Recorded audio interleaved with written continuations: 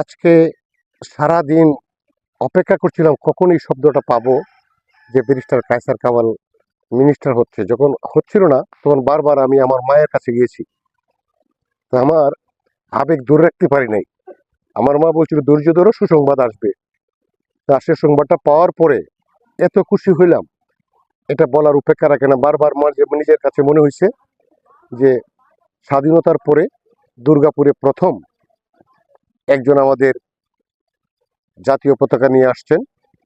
প্রতিমন্ত্রী তো মর্যাদা, ভূমি প্রতিমন্ত্রী হয়েছেন আমাদের।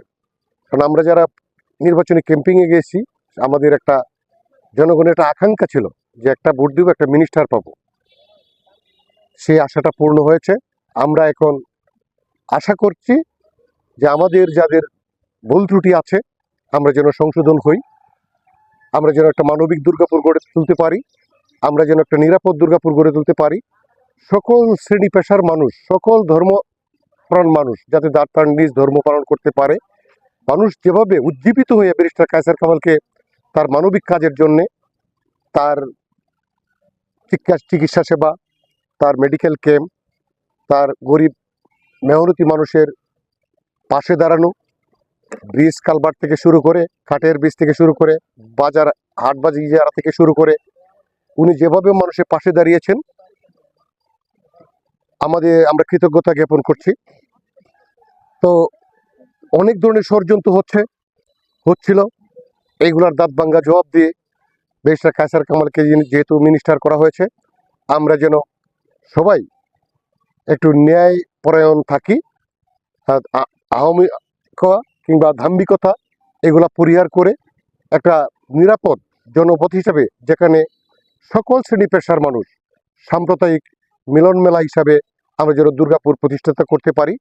সকলে মিলে যেন প্রত্যেকের ধর্ম পালন করবে, প্রত্যেকের কাজকাম করবে, এখনো কোনো বিধাভেদ থাকবে না। ব্যারিস্টার কায়সার কামাল শুধু এখন দুর্গাপুর কলমাকান্দার সম্পদ নয়, উনি সারা বাংলাদেশের মন্ত্রী এবং সারা বাংলাদেশের সম্পদ।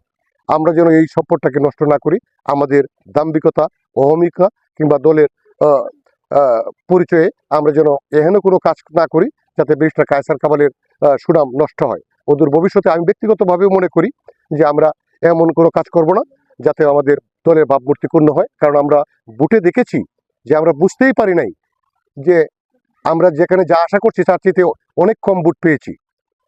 তো কাজে এই যে গুপ্ত ষড়যন্ত্র বা এই যে ভবিষ্যতে আমরা যেন ব্যারিস্টার কায়সার কামালের নেতৃত্বে একটা আমাদের যেহেতু এটা সীমান্তবর্তী উপজেলা, এখানে যে উনি যে কমিটমেন্টগুলো করেছেন, বিশেষ করে মাদককে উনি না বলেছেন এবং মাদক এই ব্যাপারে আমরা জিরো টলারেন্সে থাকবেন বলেছেন। আমরাও এটাকে সমর্থন করব এবং আমাদের যারা দলীয় নেতাকর্মী আছে আমি অনুরোধ করব তারা যেন সংশোধন হয়ে যায় এবং ভবিষ্যতের বাংলাদেশের জন্য আমরা ব্যারিস্টার কায়সার কামালের সততা, নিষ্ঠা, দেশপ্রেম এবং ওনার মানবিকতার দিকে দৃষ্টি রেখে আমরা যেন আমাদের কর্মকাণ্ড পরিচালনা করি।